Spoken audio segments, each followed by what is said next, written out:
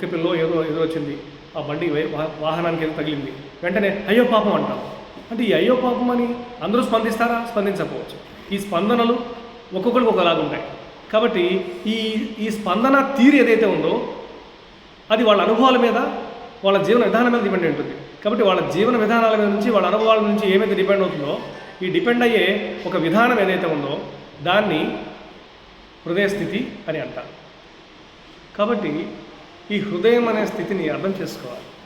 అది స్పందించే తీరు, అది తన జీవన విధానం నుంచి, తన అనుభవాల నుంచి ఒక మనిషికి ఏర్పడుతూ పోతుంది, నిరంతరం మారుతుంది.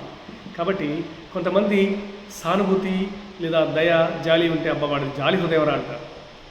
అంటే అర్థం ఏమిటి? ఈ హృదయం అంటే అది స్పందించే తీరు, స్పందన తీరుని చెప్పుకోవాలి. కాబట్టి మనసు అంటే అది మెదడు చేసే ఒక ప్రక్రియ, నిరంతరం మెదడు ఒక మనిషిని నడిపించడం చేసే ప్రక్రియ, ఇది మనస్సు. హృదయం అంటే తను ఎదుర్కొంటున్న అనుభవాలు స్పందించే తీరు, అంటే తన మానసిక ప్రక్రియలు తను స్పందించే తీరుకి దగ్గరగా ఉండి, లేదా తను స్పందించే తీరుకి తన మానసిక ప్రక్రియలు మిళితమై, అంటే ఒకే ఫేజ్లో, ఒకే దశతో కొనసాగుతూ అది తనకి ఇష్టమైనదిగా ఉంటే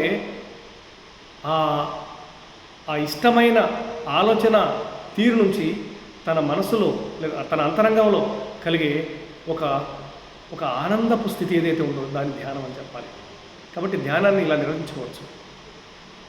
ధ్యానం అంటే ఒక మనిషి తన మనస్సు, అంటే తన లోపల ఏ విధంగానైతే మెదడు ఆలోచన ప్రక్రియ ఏదైతే ఉందో ఈ ఆలోచన ప్రక్రియ సరళి తన హృదయ స్థితికి ఇష్టమైనదిగా ఉండే విధంగా ఉంటూ ఆ ఇష్టతని తను ఆనందంగా స్వీకరిస్తూ ఆ పరంపరలో కొనసాగే ఒక స్థితి ఏదైతే ఉందో దాన్ని ధ్యానం అంటారు.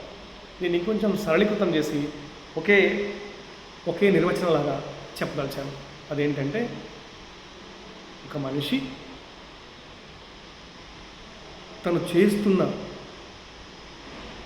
తనకిష్టమైన పనుల నుంచి పొందుతున్న అనుభవాల ఆనందపు ఆలోచనల సరళిలో తను పొందగలిగే ఒక హృదయ స్థితి ఏదైతే ఉందో దాన్ని ధ్యానం అనొచ్చు. అంటే ఇది ఎంతవరకు అర్థమైందో మళ్ళీ నేను డైరెక్ట్గా చెప్తున్నాను కాబట్టి మళ్ళీ ఒకసారి నేను నాలో ఆలోచించుకుంటూ ఇంకా దీన్ని సులభతరం చేయడానికి నేను ప్రయత్నిస్తాను. మళ్ళీ ఒకసారి ధ్యానం అంటే ఏంటో మళ్ళీ ఒకసారి చెప్పడానికి ప్రయత్నిస్తాను.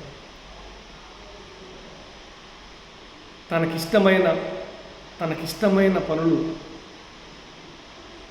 అది ఆలోచన రూపంలో కూడా కావచ్చు, తనకిష్టమైన ఆలోచనలు చేస్తూ తనకిష్టమైన ఆలోచనలతో తన హృదయంలో కలిగే ఒక సౌకర్యవంతమైన స్థితి నుంచి ఏర్పడే ఒక ఆనందపు అతిశయం ఏదైతే ఉందో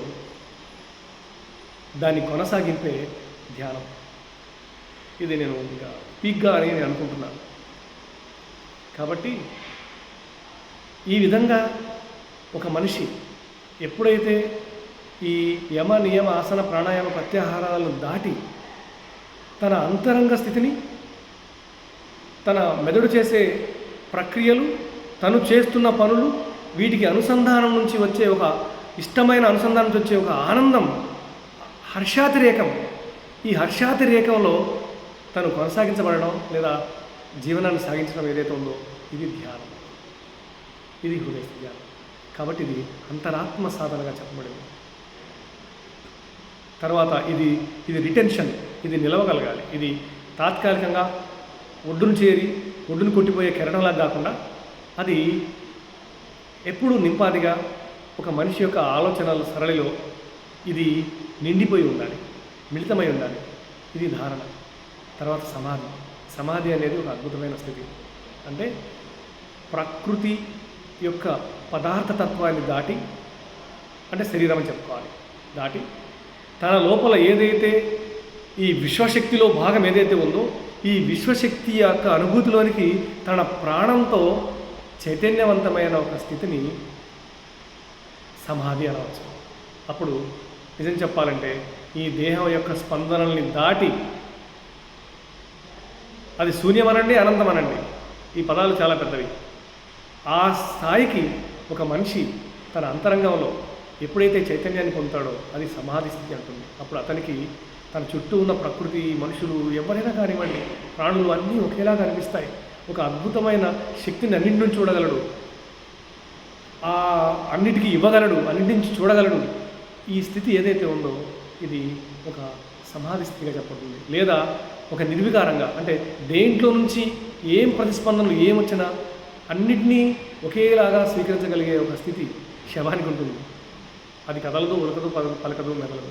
అందుకని ఒక మనిషి యొక్క అంతరంగం అలా పర్వతాల నుంచి దూకి దూకి జలపాతాల నుంచి వచ్చి ఒక విశాలమైన మైదానంలో ప్రవహిస్తున్నాయా నీళ్లు లేదా అన్నంత నికడగా వెళ్ళే ఒక ప్రవాహంలాగా మారిపోతే, ఒక మనిషి యొక్క ఆలోచన సరళి లేదా భావోద్వేగ స్థితి అలా మారిపోతే దాన్ని సమాధి స్థితి అంటారు. దాన్ని శూన్యమైన పేర్కొనండి, లేదా అనంత విశ్వంలో విలీనమైనట్టుగా అయినా పేర్కొనండి.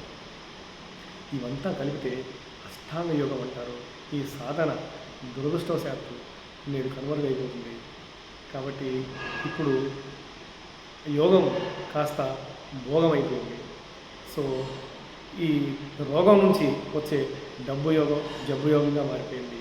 నిజమైన సాధన, అద్భుతమైన శక్తివంతమైన సాధన ఈరోజు యువతకి సన్మార్గంలో అందట్లేదు.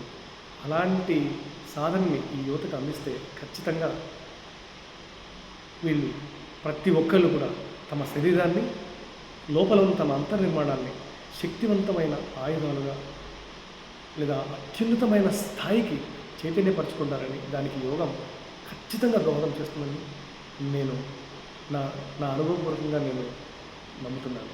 Thank you very much for giving this opportunity.